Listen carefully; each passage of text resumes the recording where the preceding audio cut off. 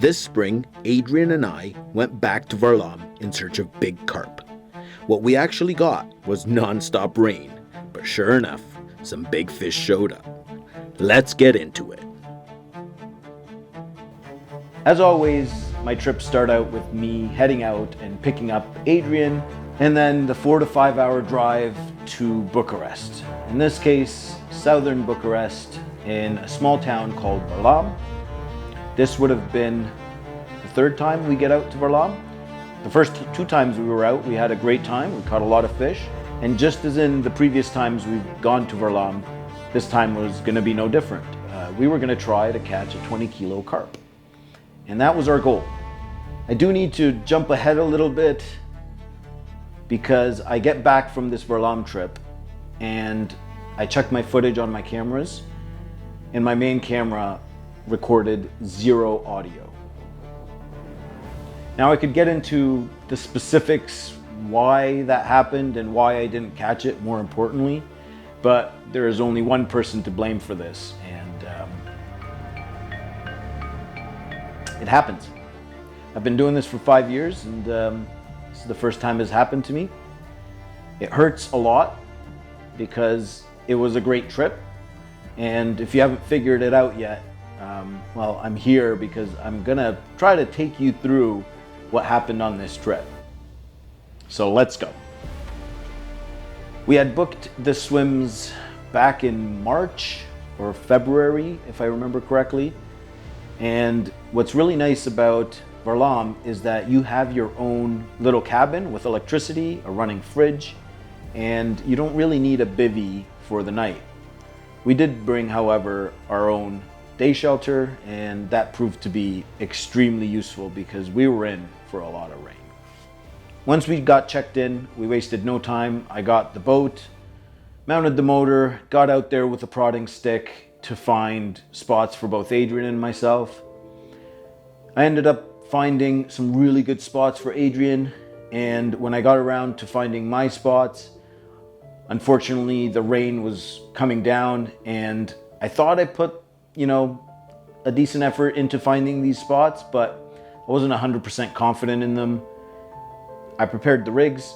There were some bottom baits, some wafters, and some snowman rigs. These are very, very productive at Varlaam. After having a quick barbecue, the rain started really coming down, and also the fish started biting. Adrian had the first fish. He had a beautiful common, and honestly, I couldn't have asked for a better start. Throughout the night, Adrian continued having bites, but we were so tired and the rain got us all soaked. So there wasn't a lot of filming, to be honest. And before you knew it, it was morning, and unfortunately I had 0 runs. Was kind of deflated, but I was happy for Adrian, to be honest. At least one of us had some runs. First chance I got in the morning, I pulled out all my rods, then I took the prodding stick, got into the boat, and went to find all new spots. The rain was coming down, I didn't care. I spent probably a bit over an hour finding the perfect spots to put my rigs, and I was finally confident with the placement. I am drenched. I don't know if you can hear this because it is absolutely pouring down. I feel like I've been in the UK for the last 2 days. Holy shit. I'm feeling confident for tonight. I got all my rods in new spots that felt much better than they did yesterday. Yesterday I felt like it was a little bit rushed. There was so much work to do and so much to film. But today I feel like something's gonna happen. We're gonna have some runs, I feel. And it paid off. I think half an hour or an hour after I put the rods out, I had my first run. It wasn't the fish I was after, but I was off the mark. And after a few smaller fish, I caught this immaculate mirror. I mean, picture perfect.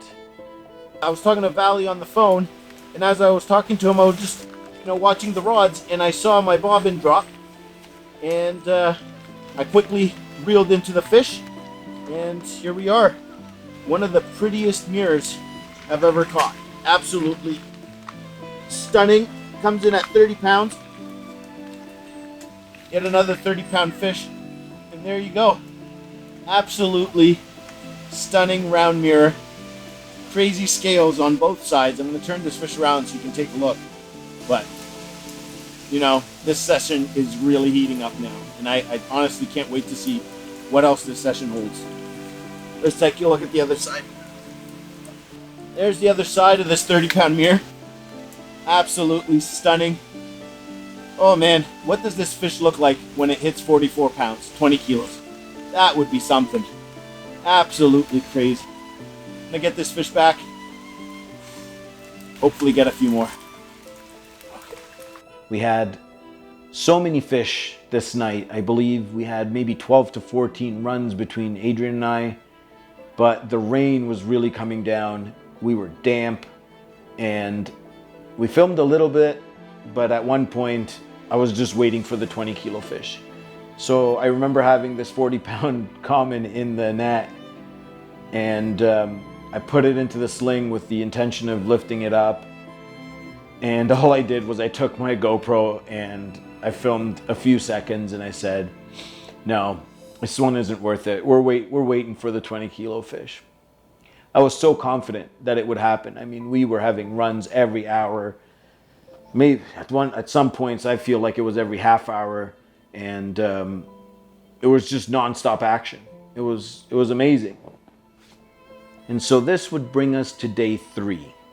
Finally, we get some sun. And I mean, we were so tired of rain. We had gone through so many different change of clothes, and I don't know, I think we were a little bit miserable, but once the sun came, it was very nice and much awaited. With the sun being out, obviously the day was warm, and I thought, you know, maybe the fishing is going to slow down. And to some extent it did, but we were still getting regular bites every hour or two, and they were better sized fish. Until finally midday, I landed the biggest fish of the trip so far. It was a 41.5 pound common.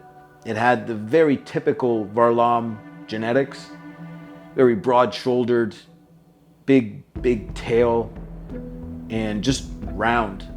This was the stamp of fish I was after. I was very confident that, you know, the big fish are eating. We have another day left or so. I still think there's a good chance for this 20-kilo carp. We had a lot of bites, but unfortunately, majority of them were just some angry males. I feel like as the weather heated up, some of the fish were spawning. It was probably 1 in every 7 or 8 fish was a female. The rest were just males in between 12 and 15, 17 pounds. And in an effort to conserve battery, we decided we were going to wait for 2 of the rods to be on the bank before we took them out. And so it wasn't ideal. I think if we had a bait boat, this would have been a much better way of fishing, a much more efficient way of getting the rods out. All these angry males, it was frustrating, to be honest. And there was only one thing we could do. We had to grind through, and eventually we'd land a good fish. And this brings us to the last morning. It was day 4 and we had to leave at noon. So we had to get everything dried up. Everything was still damp. And out of nowhere, I had this run. And it felt like a really good fish. But the closer and closer it got, the more and more I realized that it wasn't going to cross the 40-pound mark. And so it ended up coming in at a mid-30, but an immaculate common. It wasn't the 20-kilo fish that we were hoping for, but this is fishing, and nothing's ever guaranteed.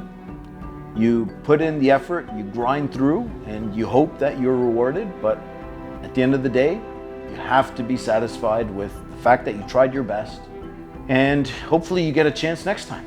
And that was it. We packed up, headed home, dried off all the gear, and I got ready for my trip with Renee in Germany.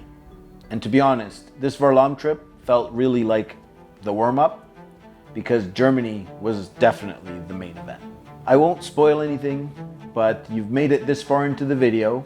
I could say my luck really changed, and you will not want to miss this video. Thanks for watching. Thanks for sticking it out with me. I know I've been MIA for a little bit, but I'm definitely back, and I've got so many stories to tell. I want to say I'm sorry for being MIA. I haven't posted a video in 6 or 7 months. My work has been extremely busy, and I've traveled quite a bit, and I really haven't had a chance to get out.